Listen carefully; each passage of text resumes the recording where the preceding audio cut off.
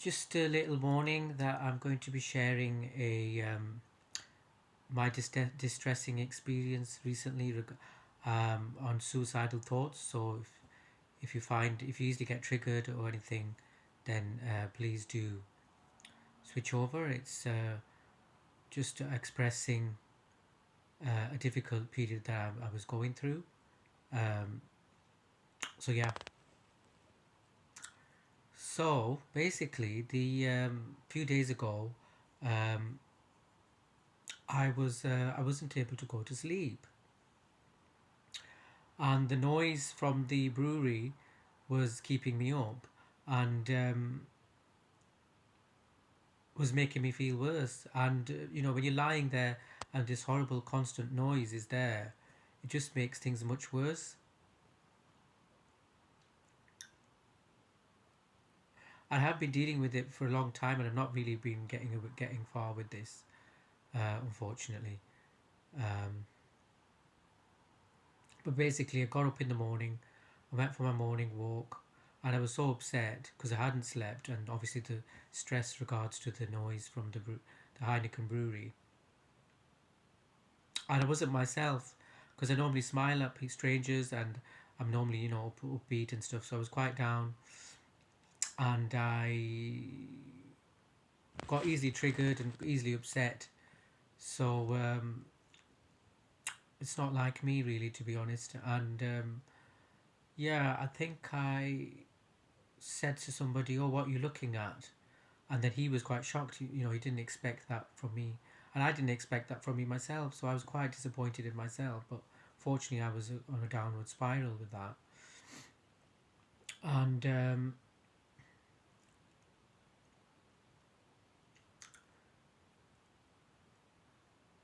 to make matters worse, I had a bit of an argument with my friend the same day, and so I realised I need to take things easier on that particular day.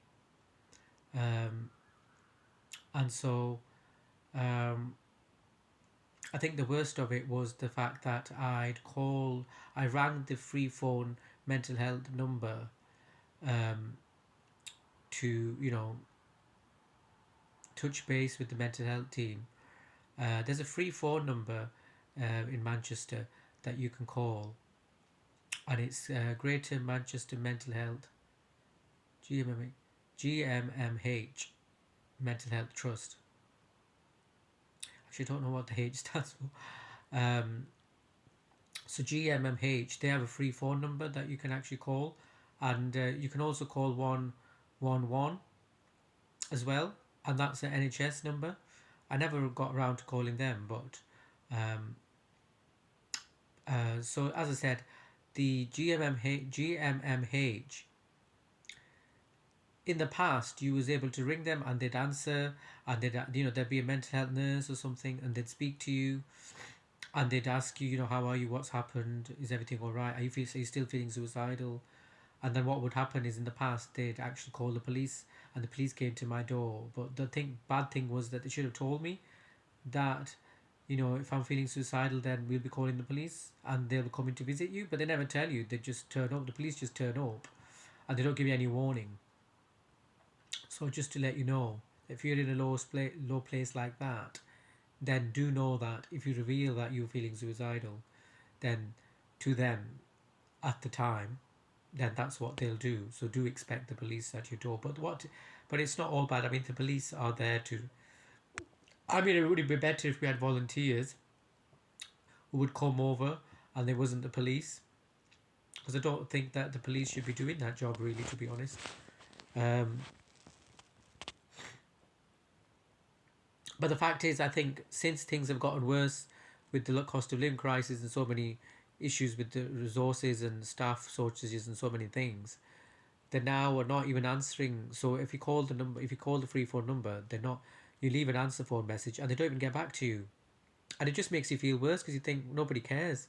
Because obviously you've gone through a mental health breakdown, you call in the crisis line and it's not there. And a lot of the mental health services are now in my area have actually shut down as well. And I've had bad experiences at the A&E as well, where I went once I had a big mental health crisis, and they were just refusing to give any help or anything. And so it's really sad, to be honest, to see the state of the services. They're really not there, and I think it's up to us individuals and small charities and small groups to actually support each other and to help each other get through the difficult things that we're going through. But sleep is a huge big thing, and I've ended up becoming a little bit of a sleep expert. And so basically, um, I have to do a lot more than the average individual to be able to get deep sleep, um, because of the added stress of the this noise level. And people need to understand that, especially around here who are living next to the Heineken brewery, that you may not be able to hear the noise. If you're not, you might not be able to hear the noise at night. But if you live near the brewery, then you are being impacted. And I came across research which said that even if you live near a factory and you can't actually hear it, the level of noise, a certain decibel level, has an impact on our health. So if even though we're sleeping at night, sleeping and we can't hear anything, a certain amount of decibel level is actually affecting our health. So this is a very important thing that I came across, because I think we need to take this seriously. Um, we need to understand decibels and how to reduce them in our communities so that we can improve our health and we can improve the planet and we can improve, because basically the continuous decibel levels, I think the World Health Organization has actually said a certain level above a certain amount is actually classed as dangerous to our health. And I can't remember exactly on top of my head at the moment. Um, but I mean, with the Heineken brewery, that is exceeding the 70, is it 70 to 80 decibels outside of the property, which is definitely above, and that is definitely damaging. Uh, it should be, to be honest, it should be right down to about 20 or 30, I think. Or it would be better if there was none. But yeah, I think I've started to, because of all this, I've started to um, take it more seriously and take my health and my sleep more seriously. So, and the other issue then is the landlord as well, and the property. Unfortunately, it's council housing, and there's no soundproofing within the building. So when you've got neighbours who've got different sleep routines, then obviously that also impacts you as well. So you've got double the impacts. You've got the factory on one side, and then you've got the neighbours. So it's a bit of a nightmare, really, to be honest. Um, but that's a whole different video. Um, but yeah, coming back to the sleep, sorry, the suicidal thoughts and the um, GMMH. It's just I was just wanting to reveal my experience really, and it's sad that they don't actually, they could, what the least they could do is they could actually send you a letter, or they could contact your GP, or they could let you know that you've been in touch. In fact, that's what they used to do. They used to, once you got in touch with them, they would then send a report straight to your doctor, and the doctor would. But I think now the best thing to do is, if you can't reach them, then it's best to just speak to your doctor, or leave your doctor an email, because obviously the doctor's under a lot of pressure right now. So leave your doctor an email. That would be probably the best way. And it's sad. It's really sad that the mental health services are not there when you need them. There is obviously, there's other services as well, but that this particular number, the free number, the GMMH number, is a free phone number, and it's connected to the NHS. So I think that it's important to have that service from the NHS, because a lot of these third party charities like Samaritans, you could call them, you could share your personal suicidal mental health problems, but they're not, because they're not connected to the NHS, then it doesn't go into your record. And so then if it's not on your record, then it's almost like it's not, you wasn't experiencing that, and then So that's the issue there, really.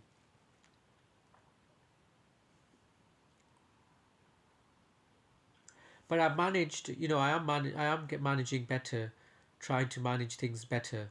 So when I am getting down to that level, then I am getting much better now at um, being able to manage things better.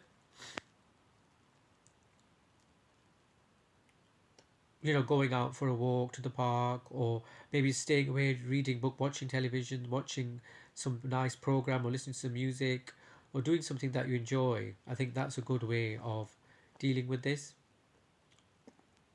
and maybe taking a step back from any serious campaigns or issues, and checking in on yourself, and just self-care, really, isn't it? And self-love.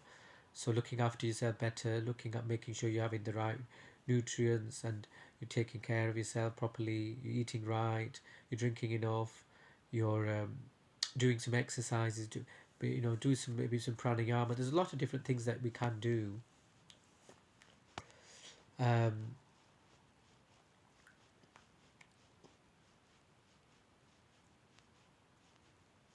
but I think with my particular issue, I just feel like I have been doing this for quite a long time, um, and it's a disadvantaged, poor, ethnic minority, basically mostly ethnic minority people who live around here, working class.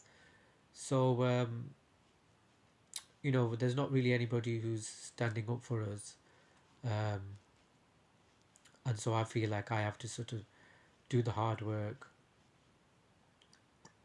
And a lot of people, actually, that's it. I've spoken to one neighbour upstairs who also experiences the noise, and he's kind of given up. And I think because it's been going on for so long, and you do get that, you get people who end up giving up on something. You if you contact the authorities and authorities are not doing anything, then you do give up, sadly.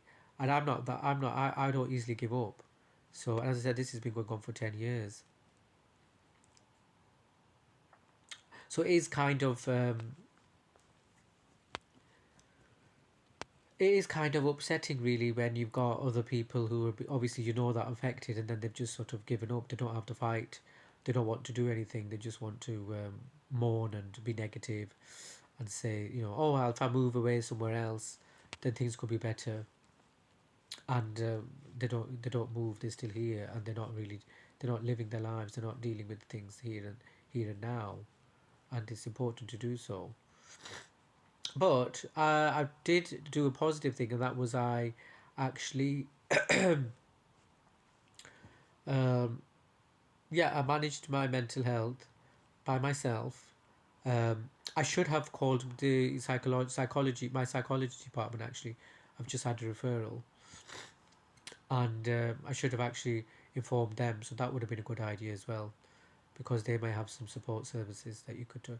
I think there is some crisis points, places that you can drop into. So I may ask a friend to go with me, or to go along one day and actually just thinking. But I find pets.